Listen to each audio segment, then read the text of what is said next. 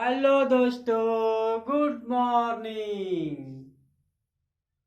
आज हम पढ़ने जा रहे हैं वैद्युत द्विध्रुव के ही बारे में, क्योंकि हमने वैद्युत द्विध्रुव के बारे में पढ़ लिया है। और अब हम पढ़ेंगे, अगर इसको किसी इलेक्ट्रिक फील्ड में रख देते हैं तो क्या होता है। लाइक एज, जैसे मान लीजिए कि कोई मैग्नेट होता है और इसके बीच में कोई चार्ज पार्टिकल रख दिया जाता है, कोई आवेश रख दिया जाता है, तो क्या प्रभाव होता है। ठीक उसी तरीके से हम पढ़ेंगे आज वैद्युत द्विध्रुव को किसी एक समान इलेक्ट्रिक फील्ड में रख देते हैं तो क्या होता है। सपोज दैट, मान लीजिए यह एक इलेक्ट्रिक फील्ड है और इसमें कोई इलेक्ट्रिक डाइपोल हमने रख दिया है। इलेक्ट्रिक डाइपोल रखने के बाद जाहिर सी बात है, यह वैद्युत क्षेत्र इस वाले हिस्से पर फोर्स लगाएगा और ये वाला कम आवेश है, ठीक। तो ये इस पर यहाँ भी फोर्स लगेगा, बट ये ऊपर लगेगा और ये क्या लगेगा, नीचे लगता, जिसके कारण ये क्या होता है, इसी इलेक्ट्रिक फील्ड में बार बार रोटेट करना प्रारंभ कर देता है। बातें समझ में आ रही हैं। मतलब अगर कोई इलेक्ट्रिक डाइपोल इलेक्ट्रिक फील्ड में फ्री रूप में रख दिया जाए तो जितना ही ज्यादा इलेक्ट्रिक फील्ड होगा उसी के अकॉर्डिंग टू यह इलेक्ट्रिक डाइपोल क्या करेगा, इस फील्ड में रोटेट करना, अपने आप से घूमना शुरू कर देता है, ठीक। तो ये तो हो गई इसकी बात। जब ये घूमेगा तो घूमेगा किसके कारण, इस पे जो बल लगेगा उसके कारण। तो कौन सा बल लगेगा बताइए। इस पर एक बल यहाँ लगता है, एक बल यहाँ लगता है, इन दोनों बलों को एक साथ मिला देते हैं तो इसको क्या कहते हैं, बल युग्म कह देते हैं। क्या देते हैं, बल युग्म। और आघूर्ण की इसलिए कह देते हैं क्योंकि इस बल युग्म के कारण यह अपने जगह पे ही बार बार रोटेट करता है। जैसे मान लीजिए यह पेन है, दिख रहा है ना, इसको ऐसे फ्री रख देंगे, यहाँ किल लगा देंगे तो क्या होगा, जब तक यहाँ से एक फोर्स नहीं लगेगा और इधर से एक फोर्स नहीं लगेगा तब तक तो ये घूमेगा नहीं। तो इन फोर्स के द्वारा ये घूमने का काम कर रहा है, तो दो बल लग रहा है ना, तो इसलिए इनको क्या कहते हैं, बल युग्म। और उस बल के कारण क्या होता है, अपने जगह पे ही बार बार घूमता है, इसीलिए इसको क्या कह देते हैं, आघूर्ण कह देते हैं।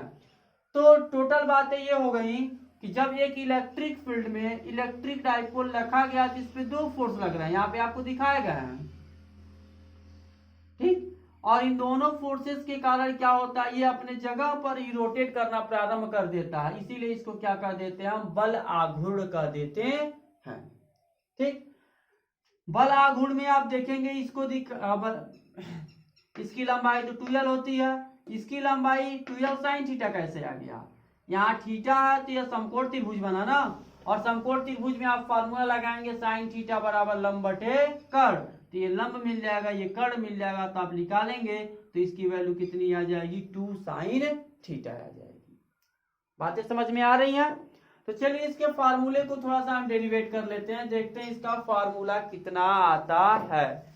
आप फर्स्ट ईयर में पढ़े होंगे बल आघूर्ण किसे कहते हैं, नहीं पढ़े हैं तो जाके एक बार रिवाइज कर लीजिएगा। तो हम आपको बता देते हैं, बल आघूर्ण बराबर होता है बल गुणे लंबवत दूरी,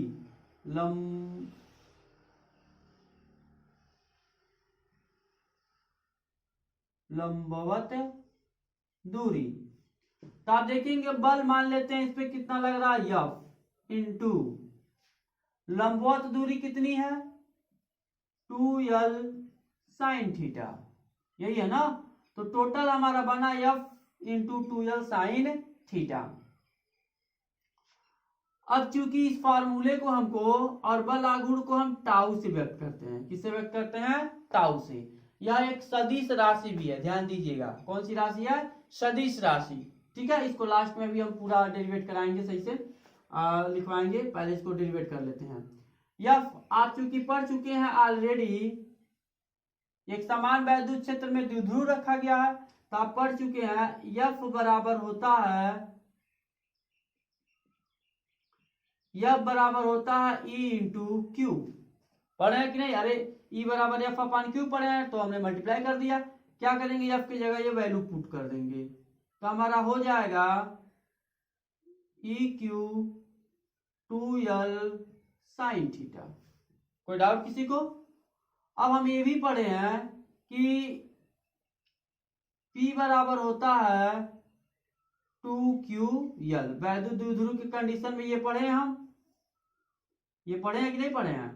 तो टाउ बराबर हमारा हो जाएगा, देखिए 2ql। 2ql इसके जगह पे हम क्या लिख सकते हैं बाबू? इसके जगह हम लिख सकते हैं P। ये हो गया हमारा साइन थीटा। यह जो है अभी गुणनफल के रूप में है। इसको जब हम सदिश रूप में लिखेंगे तो टाउ बराबर हमारा बनेगा E क्रॉस P। यानी यह किसके रूप में है? सदिश फॉर्म में है। किसके फॉर्म में बाबू? सदिश रूप में है। क्योंकि हम पढ़े हैं ए क्रॉस बी बराबर क्या होता है? A B sine theta. तो ए बी साइन थीटा ये दिख ही रहा है आपको, ठीक। तो इसको हम क्या ए क्रॉस बी नहीं लिख सकते हैं? लिख सकते हैं कि नहीं लिख सकते हैं? लिख सकते हैं ना। तो ये आपका हो जाएगा ए क्रॉस बी साइन थीटा। ठीक है, बातें समझ में आ रही हैं?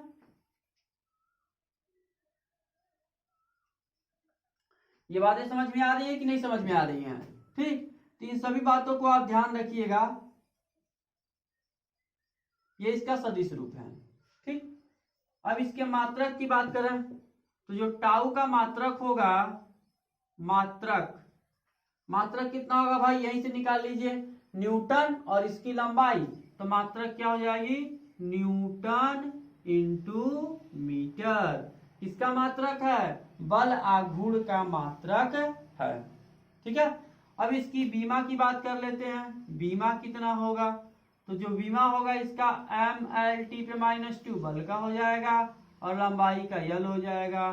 तो क्या आएगा? ml² t पे -2। या किसी और चीज की भी बीमा होती है, ऊर्जा की बीमा होती है, कार्य की बीमा होती है, ठीक। और यह आपका किसका बीमा है? बल आघूर्ण की भी बीमा है।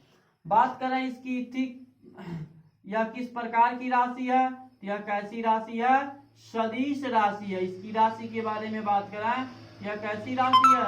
सदिश राशि होती है। बातें समझ में आ रही हैं? तो कम से कम आपको इतनी बातें ध्यान में रखनी है, ठीक है।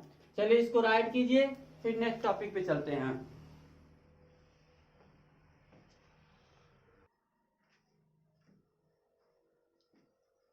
राइट कर लिए, आगे बढ़ते हैं। यानी हमने ये पढ़ लिया बल आघूर्ण क्या होता है, ठीक। बल आघूर्ण क्या होता है? तो बल आघूर्ण का मतलब ये हो गया कि जब कोई वैद्युत द्विध्रुव एक समान वैद्युत क्षेत्र में, ठीक, जब कोई वैद्युत द्विध्रुव एक समान वैद्युत क्षेत्र में क्या होता है कि बल युग्म के कारण घूमने के लिए स्वतंत्र होता है, उसी को हम क्या कहते हैं? बल आघूर्ण कहते हैं। समझ गए? आगे बढ़ते हैं। इसके कुछ कंडीशंस हैं, उन कंडीशंस के बारे में पढ़ लेते हैं। स्थितियां इसकी समझते हैं। स्थितियां का मतलब ये हो गया, सपोज दैट मान लीजिए ये घूमते घूमते आया, ऐसे है, ये रोटेट करते करते आया और ऐसे हो गया, मतलब वैद्युत क्षेत्र के समांतर हो गया। फिर ये रोटेट करते करते गया और वैद्युत क्षेत्र के क्या हो गया? लंबवत हो गया। तब कितना बल आघूर्ण उत्पन्न होगा? तो पहला हमारा होगा इसमें, यदि क्या कर दिया जाए, वैद्युत क्षेत्र E तथा P को एक दूसरे से क्या कर दिया जाए? समांतर। तो उस कंडीशन में थीटा का मान कितना होगा? 0, क्योंकि आप जानते हैं जब दो रेखाएं समांतर होते हैं तो उनके बीच का एंगल कितना होता है? 0 होता है ना। तो आप पढ़े हैं टाउ बराबर PE साइन थीटा। पढ़े हैं कि नहीं पढ़े हैं? पढ़े हैं। चलिए PE साइन 0, साइन 0 अंश की वैल्यू कितनी होती है बाबू? 0। तो टोटल वैल्यू कितनी हो जाएगी? 0। अर्थात हम ये कह सकते हैं कि जब वैद्युत द्विध्रुव और वैद्युत क्षेत्र एक दूसरे के समांतर होते हैं तो बल आघूर्ण का मान कितना होता है? 0 पाया जाता है। इस स्थिति में सबसे न्यूनतम बल आघूर्ण उत्पन्न होता है। दो कंडीशन में ये उत्पन्न होगा, एक बार 0 डिग्री के कंडीशन में और एक बार घूमते हुए आएगा तो 180 डिग्री के कंडीशन में। तो आपसे प्रश्न पूछा जाता है, बताइए एक समान वैद्युत क्षेत्र में रखे द्विध्रुव पर उत्पन्न होने वाले बल आघूर्ण का मान सबसे न्यूनतम कब होता है? कह देंगे जब वैद्युत क्षेत्र के समांतर होता है या वैद्युत क्षेत्र के अपोजिट दिशा में होता है। अर्थात हम कह सकते हैं जब 0 डिग्री या फिर 180 डिग्री का कोण क्या होता है, बनाता है। जब ये कंडीशन आता है तभी जाकर के क्या होता है, वैद्युत द्विध्रुव पर उत्पन्न होने वाले बल आघूर्ण का मान क्या पाया जाता है, 0 हो जाता है। आगे बढ़ा नेक्स्ट टॉपिक में, दूसरे टॉपिक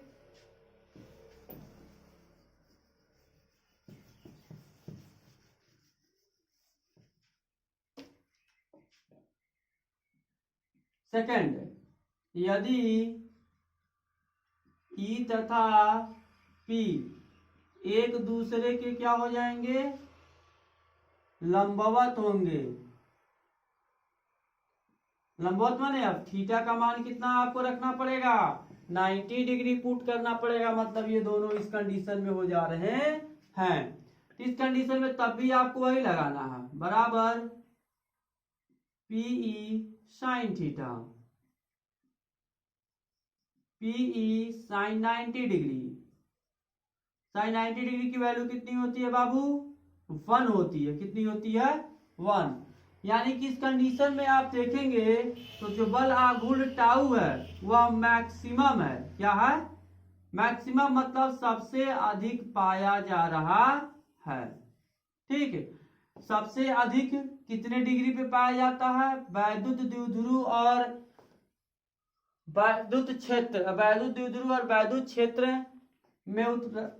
क्षेत्र में रखे वैद्युत पर बल युग्म का आघूर्ण सबसे अधिक कब होता है, जब यह दोनों एक दूसरे से 90 डिग्री पर होते हैं, मतलब एक दूसरे के लंबवत होते हैं। तो बातें याद रखिएगा, सबसे अधिकतम बल आघूर्ण लंबवत स्थिति में, यानी जब कोण का मान 90 डिग्री होता है। सबसे कम 0 डिग्री या 180 डिग्री पर जब एक दूसरे के समांतर होते हैं या फिर विपरीत पाए जाते हैं। ठीक है,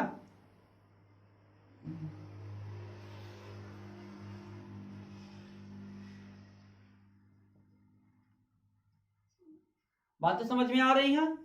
तो ये राइट कर लीजिए। और इसी के साथ हमारा एक चैप्टर आज पूरा कंप्लीट हो गया।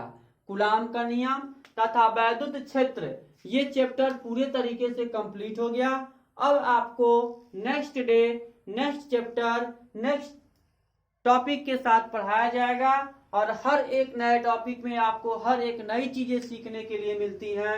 इसीलिए कभी भी आप कोई भी टॉपिक पढ़ना शुरू कीजिए तो या मान लीजिए कि हम इस टॉपिक के बारे में नहीं जानते हैं और उसको डीपली पढ़िए, जरूर आपको कुछ ना कुछ नया मिल जाएगा, आप भले उसको 50 बार ही क्यों ना पढ़े हो। इस बातों को ध्यान में रखिएगा। वैद्युत क्षेत्र तथा कूलाम का नियम समाप्त हो गया। अब हम कल एक नए चैप्टर के साथ शुरू करेंगे। ठीक है, धन्यवाद।